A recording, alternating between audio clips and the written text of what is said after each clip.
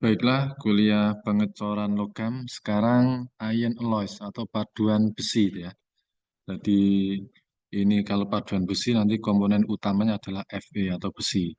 Ini juga bisa nanti terkait besi murni itu ya, ataupun paduannya.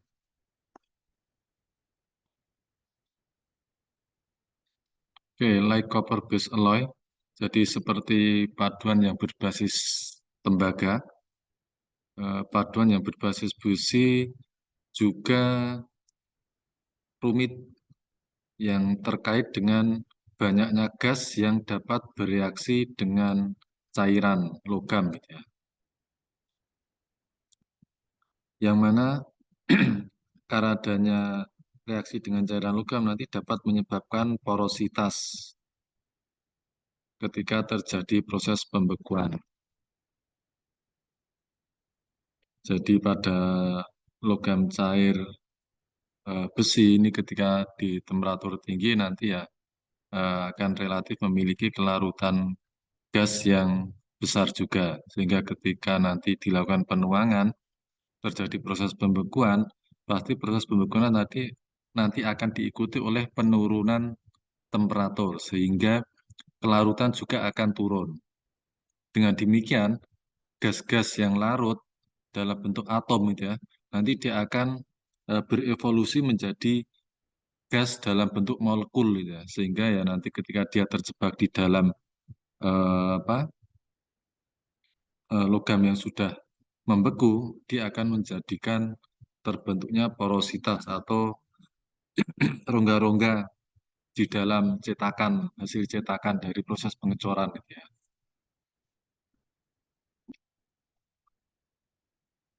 Oksigen is soluble. Jadi oksigen merupakan gas yang larut dan bereaksi dengan karbon yang mana karbon ini merupakan konstituen paling penting dari baja dan besi tuang gitu ya. Jadi oksigen itu dia larut dapat larut dalam cairan logam besi atau cairan logam paduan besi itu ya. Dan nanti oksigen ini dia bereaksi dengan karbon, di mana kita tahu bahwa karbon ini selalu ada baik pada baja maupun besi tuang. Kalau pada baja nanti relatif rendah gitu ya, persentase karbonnya. Kalau pada besi tuang nanti relatif tinggi gitu ya. Kalau kita merujuk kembali ke buku yang karangan Kalister itu ya, nanti yang masuk kategori baja itu kandungan karbonnya antara 0,008% sampai 2,14% gitu ya. Kalau yang besi tuang nanti kandungan karbonnya di atas 2,14% gitu ya, sampai 4%. Sehingga hampir pasti ada itu ya, baik baja maupun besi tuang itu pasti ada karbonnya.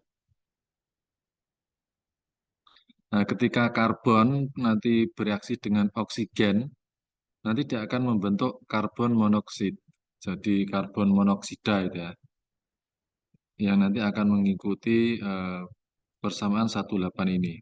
Jadi atom karbon yang ada di dalam cairan logam besi, nanti dia akan eh, bereaksi dengan oksigen, akan membentuk CO, ya, karbon monoksida. Nah, nanti kalau sudah dalam bentuk karbon monoksida, nanti dia tentu saja ini dalam bentuk gas, ya. Dan kalau gas ini terjebak di dalam logam cair, kemudian sampai dituangkan, dia masih ada di dalam, maka nanti hasil produk corannya akan eh, terbentuk porositas karena adanya gas karbon monoksida.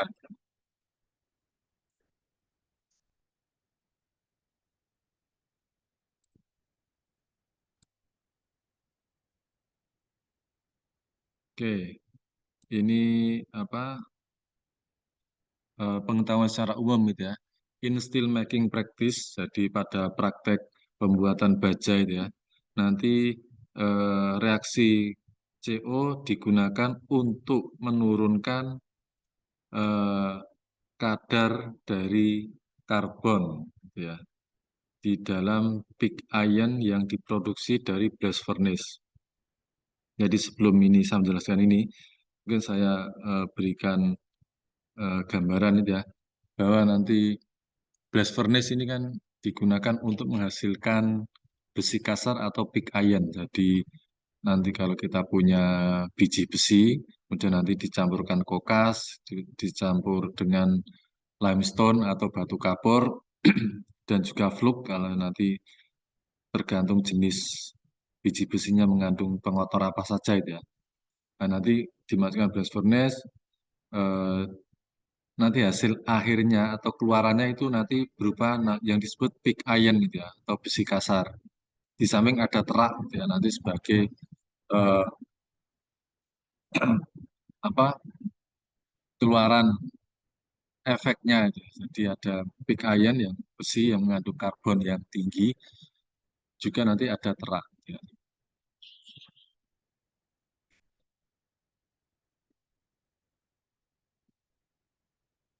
Nah, jadi dalam proses pembuatan baja nanti karena kandungan karbon dari pig iron yang relatif tinggi itu harus diturunkan. Nah, untuk menurunkan itu nanti ya digunakan reaksi antara karbon dengan oksigen sehingga terbentuk CO itu ya. Yang CO nanti dia akan lepas ke udara gitu ya.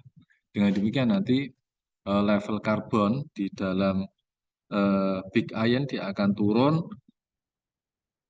sampai pada memenuhi persyaratan eh, yang bisa dikategorikan sebagai baja itu tadi ya.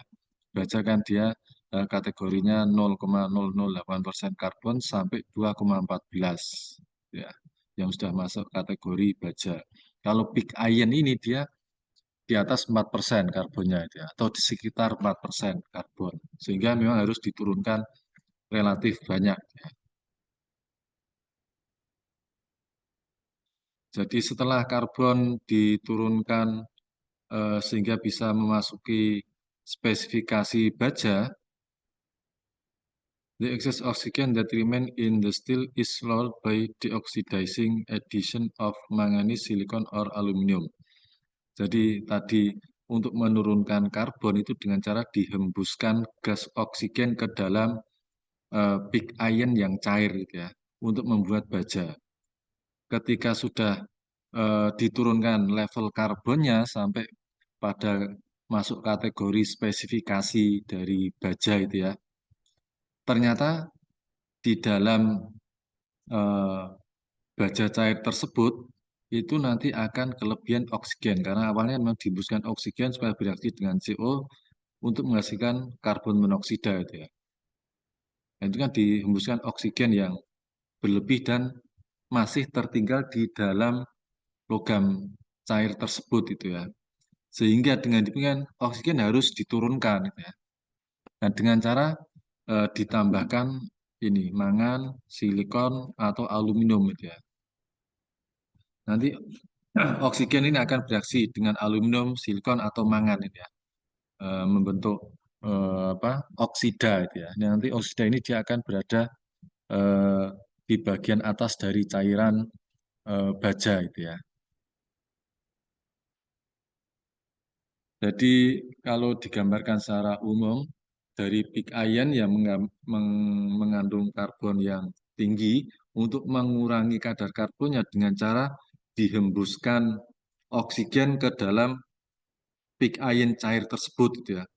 Ketika sudah turun karbonnya sampai level yang memenuhi syarat dari spesifikasi baja. Nah, karena tadi dihembuskan oksigen yang banyak, ternyata oksigen berlebih tinggal di dalam logam cair. Nah, untuk menurunkan oksigen tersebut itu ditambahkan mangan, silikon atau aluminium, bukan ditambahkan karbon lagi itu ya. Nanti kalau ditambahkan karbon, memang benar oksigennya bisa turun itu ya. Tapi nanti di akhir karbonnya menjadi tinggi lagi itu ya. Karena ketika ditambahkan karbon, karbon bereaksi dengan oksigen, dan nanti karbon-karbon yang tersisa yang tidak bereaksi nanti akan meninggikan lagi kandungan karbon di baja gitu ya. Nah, makanya untuk menurunkan oksigen itu tidak ditambahkan karbon tapi ditambahkan antara lain ini salah satu dari mangan, silikon atau aluminium yang nanti ini akan menghasilkan oksida yang oksidanya nanti dia akan berada di bagian atas dari cairan baja itu ya.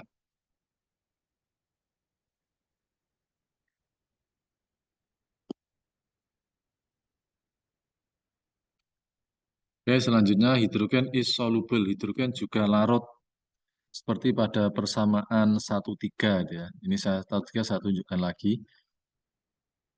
Jadi gas hidrogen yang ada di lingkungan nanti dia akan memiliki kesetimbangan dengan konsentrasi atom hidrogen yang berada di dalam eh, cairan besi itu ya. Jadi ini yang 1,3 ini kesetimbangan secara umum, kalau yang 1,4 ini kesetimbangan secara spesifik ya. Jadi ini sudah ada nilai K. Ya. Jadi ini konsentrasi hidrogen yang berada di dalam cairan besi dikuadratkan nanti akan sama dengan K kali K tekanan parsial hidrogen yang ada di lingkungan gitu ya. Nanti ini akan terjadi kesetimbangan.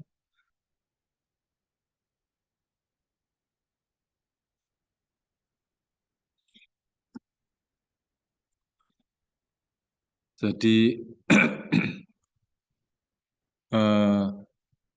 karena hidrogen ini larut di dalam apa, cairan besi itu ya. Nanti ketika kita melakukan karbon boil itu ya. Jadi istilah kita mengurangi karbon pada big ion dengan cara dihembuskan oksigen itu bisa disebut sebagai karbon boil gitu ya. Nah, proses tersebut itu ternyata juga mereduksi eh, sejumlah hidrogen di dalam larutan sampai pada level yang bisa diabaikan. Artinya ketika kita menurunkan karbon dengan cara dihembuskan oksigen gitu ya, sehingga terbentuk karbon monoksida.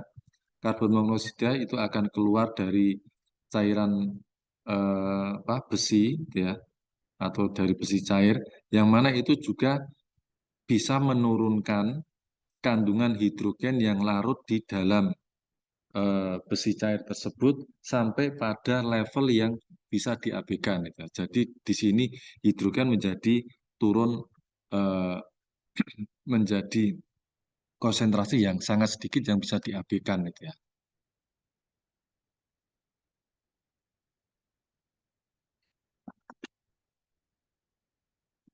Jadi ada manfaat ketika ada satu manfaat ketika kita menghembuskan oksigen untuk menurunkan karbon di saat yang sama itu juga nanti akan membawa hidrogen untuk keluar ke dalam lingkungan gitu ya. Jadi keluar dari besi cair ke lingkungan gitu ya.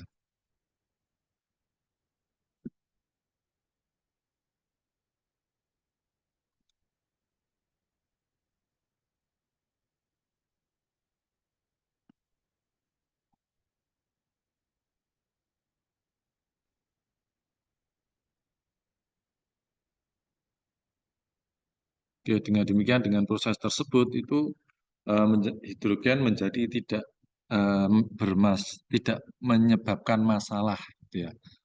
Akan tetapi in many steel foundries pada kebanyakan pengecoran baja itu ya. Jadi industri-industri pengecoran baja, foundries ini berarti industri pengecoran itu ya. Pada kebanyakan industri pengecoran baja, steel is melted from scrap steel. Jadi baja dicairkan dari eh, baja ini ya, scrap atau baja bekas gitu ya. Scrap itu bekas. Jadi pada pengecoran pada industri pengecoran baja, bahan bakunya yang digunakan untuk pengecoran itu adalah baja bekas atau scrap gitu ya. Bukan dari pig iron atau besi kasar, ya. Seperti pada pembuatan baja, gitu ya. Dengan demikian ini karbon sudah relatif rendah sehingga tidak dibutuhkan proses karbon boil, gitu ya. Tidak dibutuhkan proses penurunan karbon dengan cara dihembuskan oksigen ke dalam cairan logam, gitu ya.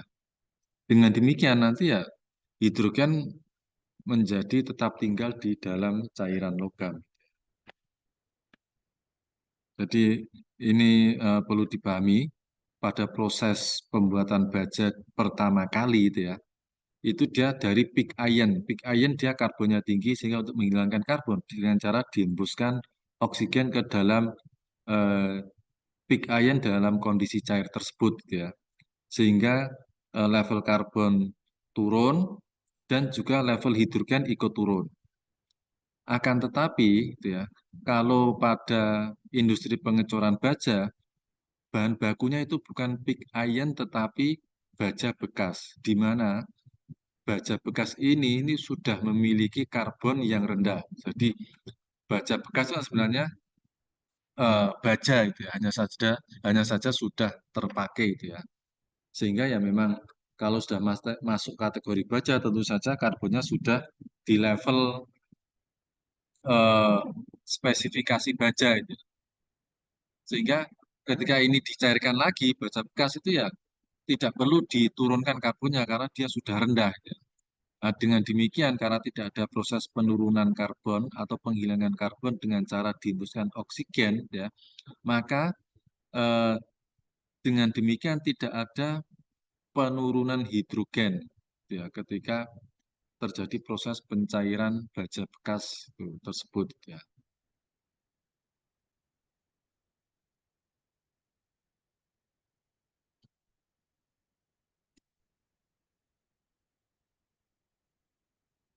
In contrast to oksigen, kebalikan dari oksigen yang berada di dalam logam cair, yang tidak berada di dalam cairan logam, yang dapat dengan cepat direduksi dengan penggunaan dioksidizer. Dioksidizer tadi ya, bisa mangan, silikon maupun aluminium itu ya.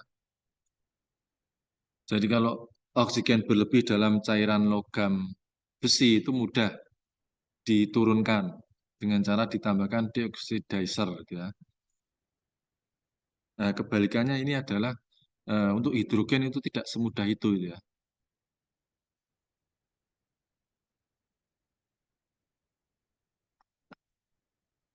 Jadi hidrogen hanya dapat eh, dikeluarkan dari logam cair dengan eh, menyediakan lingkungan yang sangat kering gitu ya,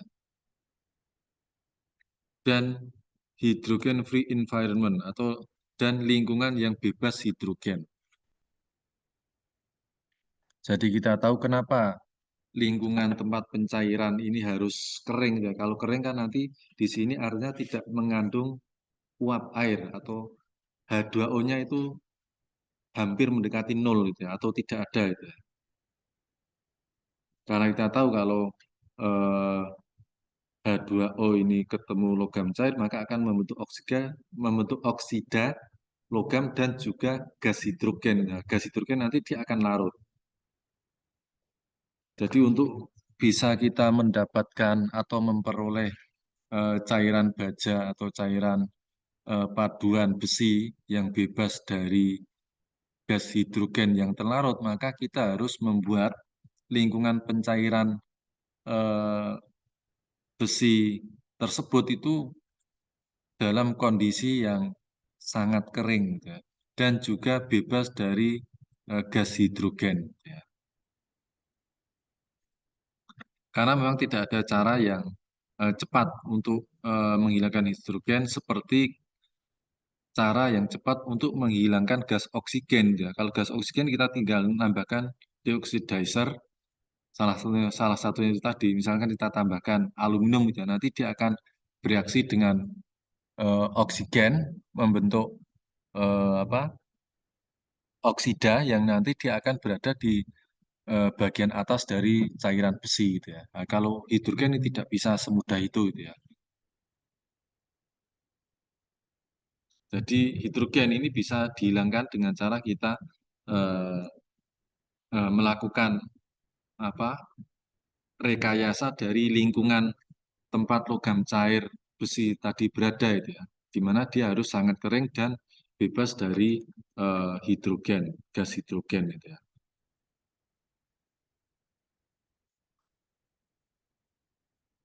Atau paling mudahnya ya dibuat lingkungan yang vakum gitu ya, atau lingkungan yang bebas hidrogen ya kita hembuskan gas argon gitu, itu juga bisa. Itu kalau dihembuskan gas argon tentu saja lingkungannya tidak akan mengandung uap air juga itu ya, karena kan dia tidak akan eh, cairan besi tidak akan kontak langsung dengan udara luar, yang mana udara luar kan selalu mengandung uap air. Dan juga karena dia kontak dengan argon, maka ya tidak akan mungkin ada gas hidrogen gitu ya. Kalau kita tidak bisa membuat vakum, ya kita bisa menghembuskan gas argon gitu ya di lingkungan tempat berada dari eh, logam cair tersebut.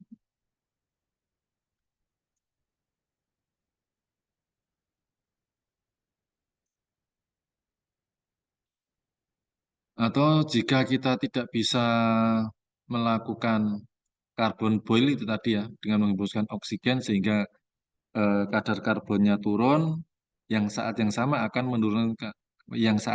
akan menurunkan kadar hidrogen gitu ya. Kalau kita tidak bisa melakukan itu, maka kita eh,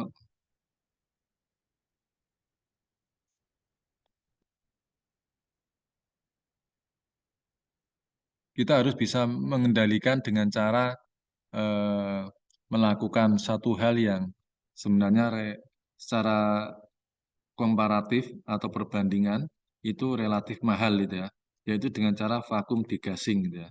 Ini proses yang relatif lebih mahal gitu ya.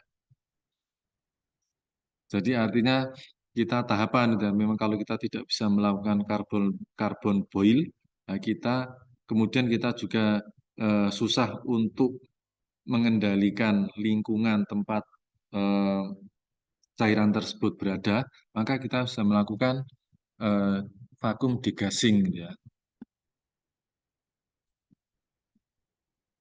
Kira-kira gambaran vakum degassing adalah seperti ini ya. Jadi ini vacuum degassing of steel take place after the molten steel has left the furnace and before the steel is poured into ingot or processed through a caster. Ya. Jadi ini kita sudah mencairkan baja di suatu tempat, kemudian dituangkan di suatu wadah, ini ya.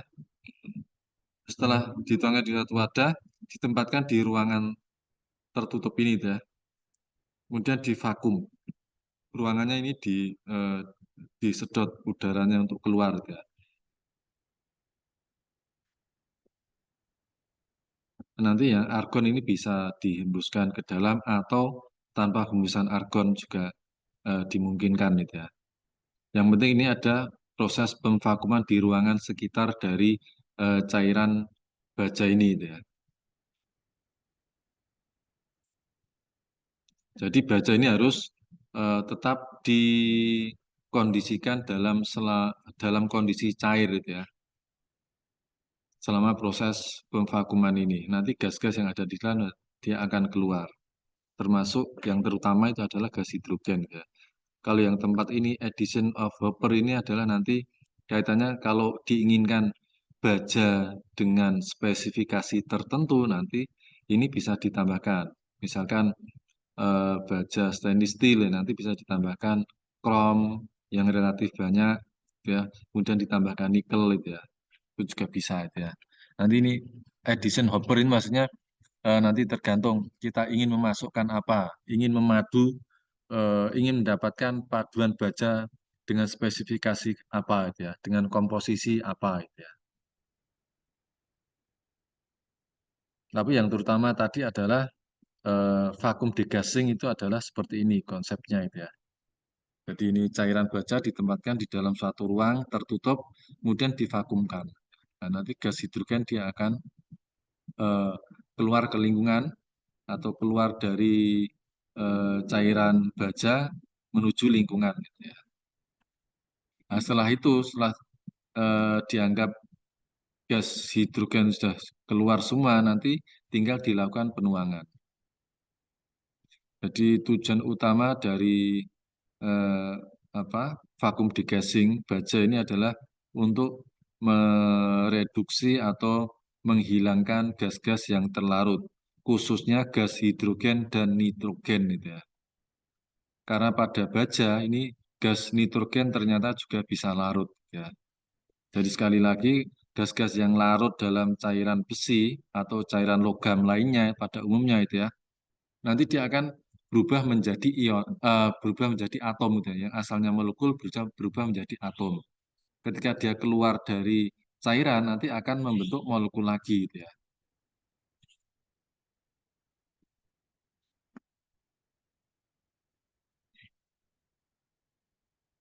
Selama proses pembekuan,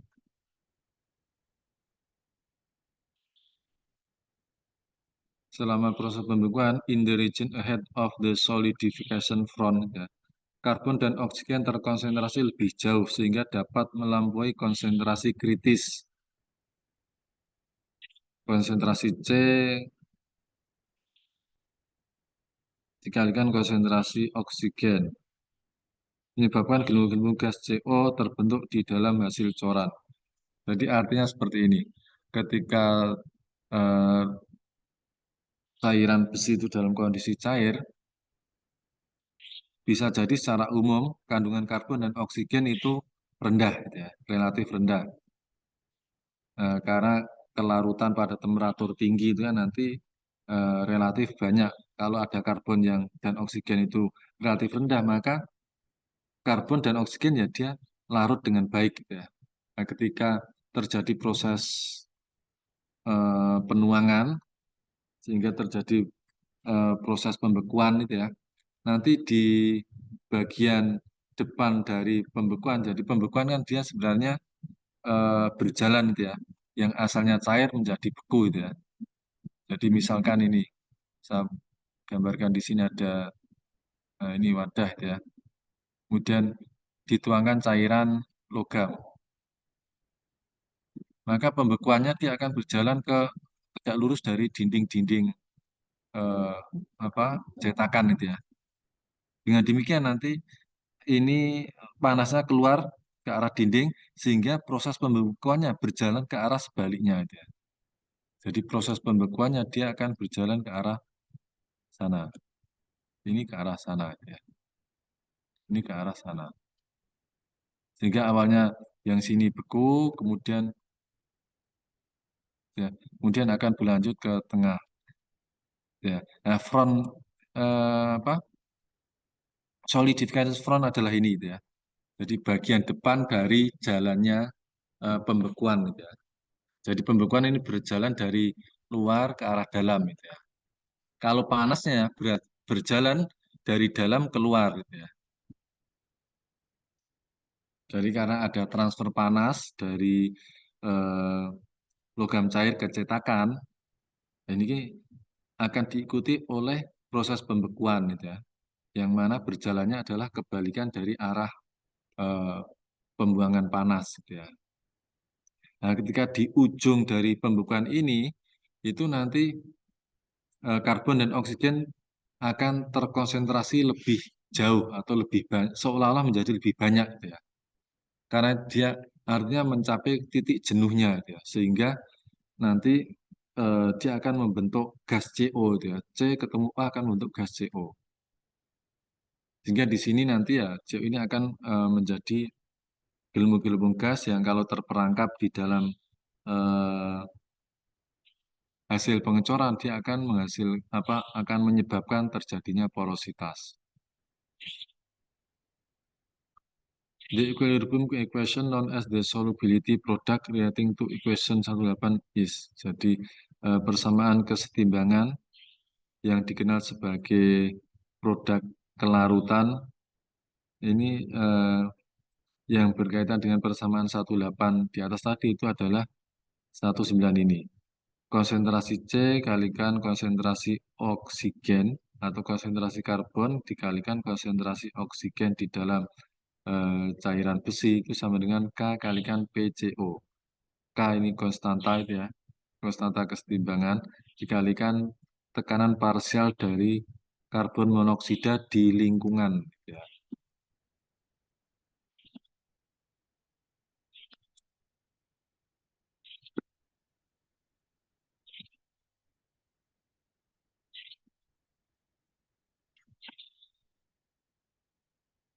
Jadi di sini ada kesetimbangannya itu ya.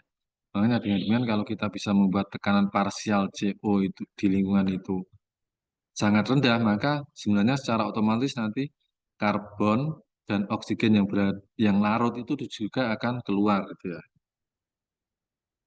Hanya saja bisa jadi nanti proses ini berlangsung dengan sangat lambat gitu ya. Padahal kan kita kalau bisa eh, menginginkan cepat gitu ya. Karena kalau ini lambat, tentu saja kita harus menahan cairan logam tersebut dalam waktu yang relatif lama. Artinya menjadi pemborosan energi nanti.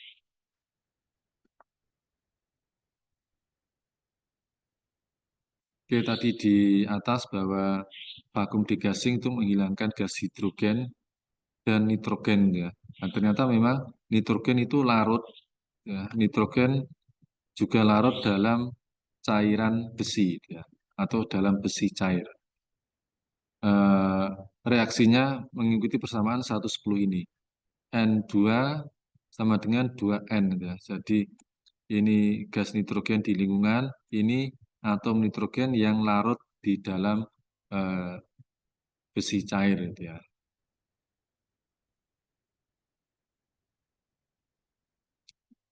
Nah, nanti kalau kita ingin mencari persamaan yang eksaknya itu ya, nanti akan ada tambahan ini K itu ya. Jadi konsentrasi nitrogen di dalam logam cair kuadrat sama dengan K kalikan tekanan parsial nitrogen di lingkungan gitu ya. Seperti sebelumnya, nantinya semua K itu adalah fungsi suhu dan komposisi gitu ya. Makanya ini beda-beda meskipun eh, apa suhunya sama, kalau komposisinya beda bisa berbeda, atau komposisinya sama, sama-sama baja jenis X misalnya itu ya. Komposisi X pada temperatur yang beda maka nanti K-nya ini akan berbeda. Ini yang menyebabkan eh, apa kerumitan tertentu gitu ya. Jadi ini K ini bervariasi gitu ya. Bahkan untuk komposisi yang sama, tapi ketika suhunya berbeda, K-nya ikut berubah gitu ya. Sehingga ini K ini biasanya ditentukan dengan eksperimen yang hati-hati gitu ya. Karena ini tadi dia fungsi suhu dan fungsi komposisi gitu ya.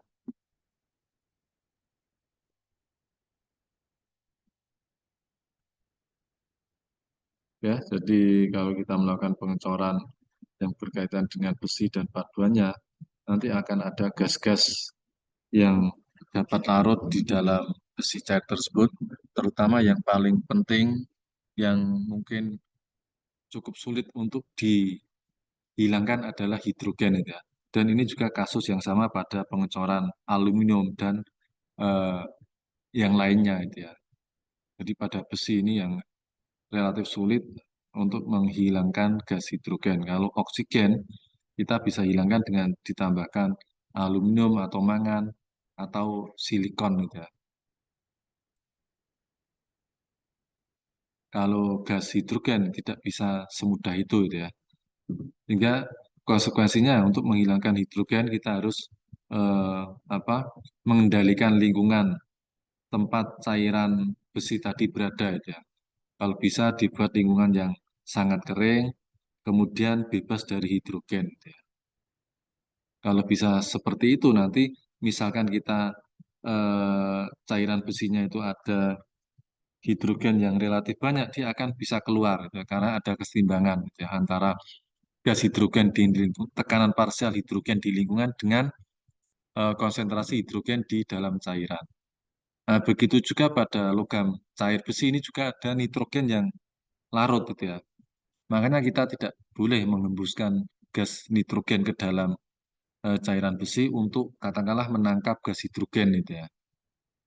Kalau gas argon bisa nggak apa-apa gitu ya. Jadi yang ada dilakukan itu menghembuskan gas argon gitu ya. Nanti dia bisa membawa gas-gas yang ada di dalam besi untuk keluar gitu ya. Di antaranya gas hidrogen dan nitrogen ini gitu ya. Oke, saya rasa sekian. Terima kasih.